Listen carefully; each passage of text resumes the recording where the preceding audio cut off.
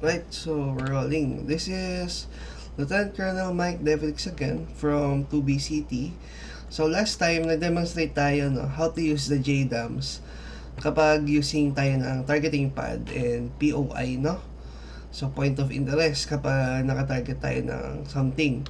Now, we're gonna demonstrate paano natin gagamitin ito, yung JDAM natin, if there is a JTAC on the ground already and kita na nakapag-mark na siya exactly ng targets using 8-digit grid coordinate system, no?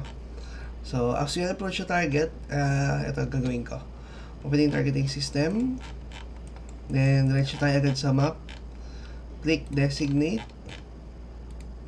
Para makapag-generate tayo ng markers. Designate. Designate. Then, designate. So, list natin uli. Then, punch through ko lang uli sa bawat stations, no? Weird, di ko alam kung bakit per station na nakalagay dito. Supposed to be it's per, pylons. Pero, sige, okay lang. Naman tayo magagawa, Yun yung Yun yung setup niya So, yun, approach tayo ng target natin. Siguro tayo natin scan.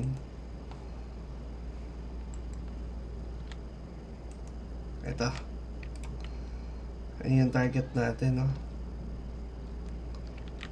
Make sure lang na directly heading tayo sa kanya. Then, ayan. We're just gonna release.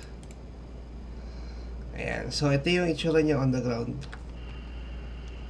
No?